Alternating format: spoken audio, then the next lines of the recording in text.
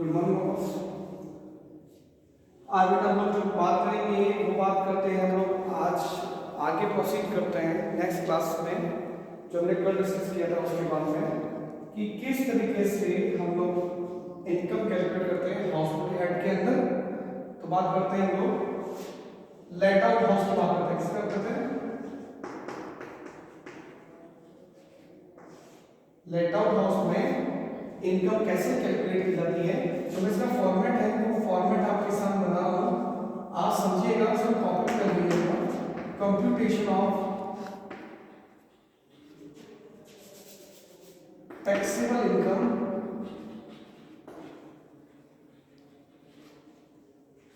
From house property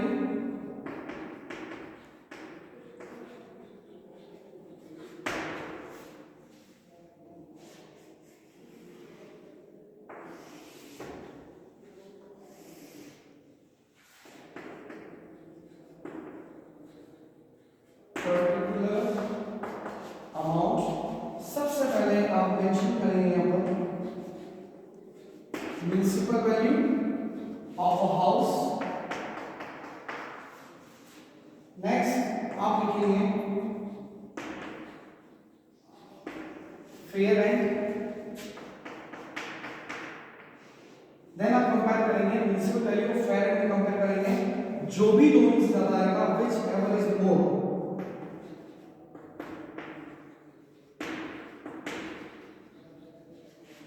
in दोनों में जो भी ज्यादा आएगा वो लिख लेंगे। नेक्स्ट आप बात करेंगे मेंशन करेंगे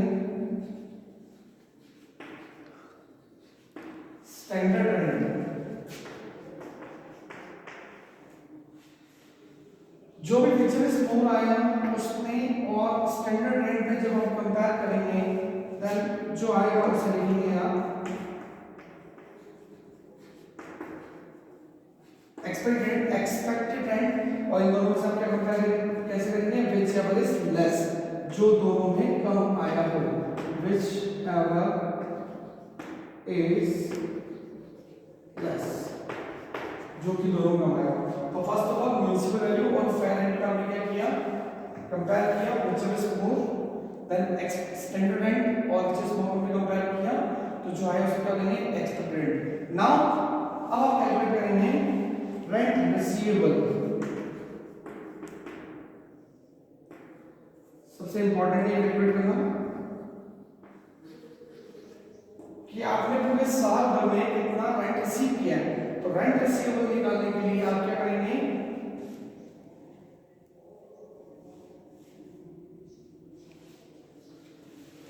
आप लिखेंगे रेंट ऑफ फुल ईयर, जो भी आया है आपके पास में। Okay done.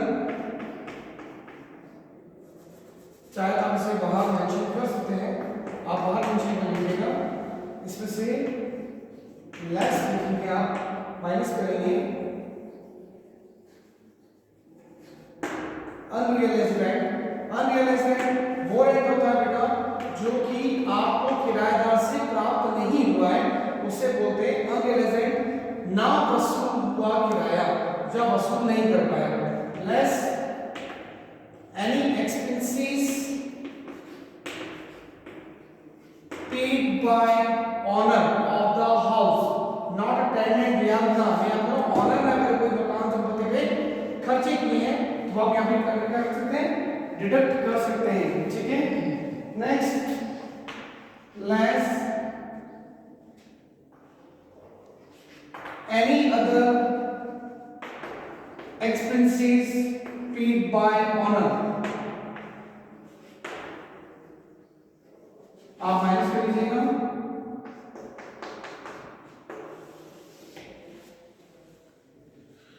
नाउ जो अमाउंट आपको मिलेगा आप उसे बोलेंगे rent receive.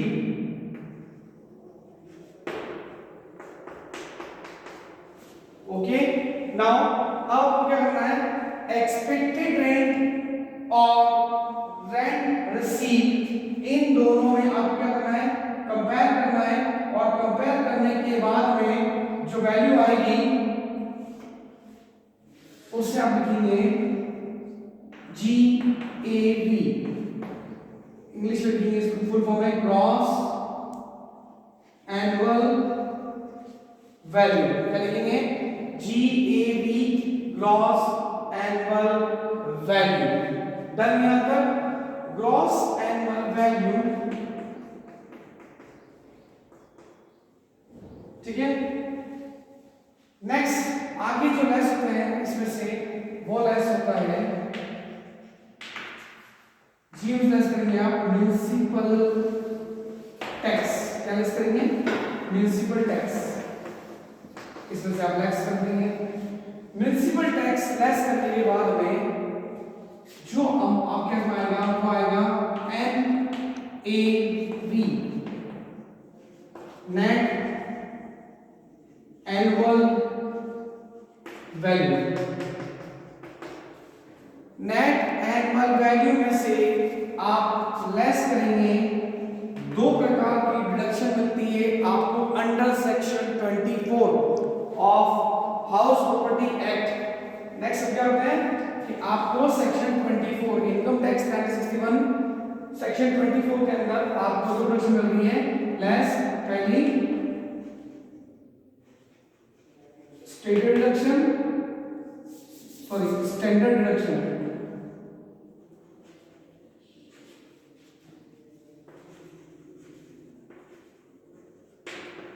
At the rate of under section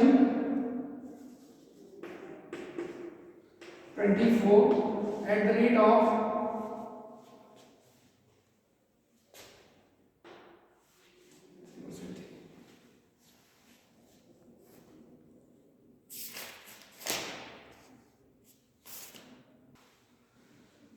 क्या लेस करेंगे बेटा? लेस करेंगे under section 24 at the rate of 30% और एक डिडक्शन और लेस करेंगे, ये है 24 फर्स्ट और दूसरी है interest on loan. Interest on loan कौन से लोन की बात कर रहे हैं? यहाँ पे लेट आउट हाउस की बात कर रहे हैं। हम इसका कर रहे हैं लेट आउट हाउस की बात कर रहे हैं। तो अगर उसमें कोई लोन है उस पर अगर इंटरेस्ट पे किया है तो interest on loan section 24 second जो भी आप है वो यहाँ पे कर देंगे और अमाउंट जो आएगा उसे बोलेंगे taxable income from the house property, ये आएगा। और एट द एंड ऑफ अगर आपको पहले कोई पैसा डूब गया है और वो डूबा हुआ पैसा अगेन अगर आपको मिल गया है तो उसे एंड लेते हैं bad debt recovered.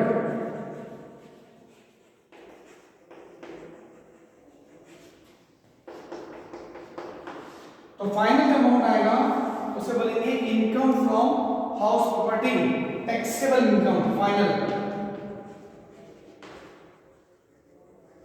So this is complete format of how to calculate taxable income under house property. So this is the format: municipal value, fair rent, which is more, it's then compared to standard, it's a less expected rent. Then आप क्या करेंगे rent receivable की, जिसमें से आपने क्या करेंगे full year का क्या करेंगे रेंट ले लेंगे, उसमें से माइनस करेंगे अनरियलाइज्ड रेंट, कोई एक्सपेंसेस जो टेनेंट पे किए हैं, ठीक है। उसके बाद जो है उसको लेंगे रेंट रिसीट और एक्सपेक्टेड रेंट आपको क्या करना है कंपेयर करना है, जो आएगा उसको लेंगे GAV. Gross annual income less करेंगे म्युनिसिपल टैक्सेस, तो जो आएगा वो है एनवी।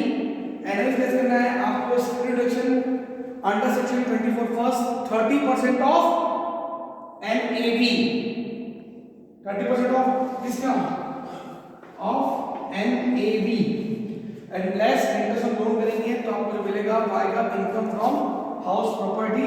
और अगर कोई बेटर रिकॉर्ड हुआ है तो वो भी जोड़ लिया जाएगा। इसमें बहुत सारे कंसेप्ट है, एक छोटा सा कंसेप्ट का मैं फोटो कर लेता हूं कि मान लीजिए रेंट रिसीव की बात करें तो निकल गया रेंट ऑफ फुल ईयर। मान लीजिए टेनेंट ने कुछ ऐसा किया हुआ है कि बोला कि भाई 6 महीने स्टार्टिंग में 6 महीने मैंने मकान किराए पे दिया है, फिर बीच में 3 महीने मकान मेरा खाली रहा और फिर बस 3 महीने बाद मैंने किराए पे दिया है। अप्रैल से आपने मकान किराए पे दिया तो अप्रैल से लेके अक्टूबर तक सितंबर तक तो आपका मकान किराए पे रहा, उसके अंदर अक्टूबर नवंबर दिसंबर आपका मकान क्या रहा खाली रहा और फिर आपने वापस मकान जनवरी फरवरी मार्च 3 महीने किराए पे दिया है। तो 12 महीने के इस पूरे साल भर में आपका मकान 3 महीने खाली पड़ा रहा है रेंट रिसीव पूरे साल का लेने पड़ेगा। तो उस केस में आप क्या करेंगे कि आपने मकान को किराया 2 बार दिया है, एक बार 6 महीने दिया है, एक बार 3 महीने दिया है। तो जो अवधि है, जो पीरियड, वो मैटर नहीं करता है, मैटर करता है रेंट, कि आपकी दोनों अवधियों में जिसका ज्यादा रेंट हो वही रेंट आपके जिस पीरियड में आपने मकान किराया पे दिया उसी का वो रेंट मान लिया जाएगा। मान लीजिए पहली अवधि का आपने रेंट लिया था 600 रुपए और दूसरी अवधि का आपने रेंट लिया 5000 रुपए या 10,000 रुपए, तो जो रेंट ज्यादा है वही आपके वैकेंसी पीरियड का रेंट माना जाएगा और आपको उसके हिसाब से पूरे 12 महीने रेंट कैलकुलेट करके लिखना पड़ेगा और बाद में वैकेंसी पीरियड का रेंट हमें माइनस कर लेंगे। तो ये छोटी टेक्निकल चीजें हैं जो हम आगे बढ़ जाएंगे तो डिस्कस करते जाएंगे। Thank you.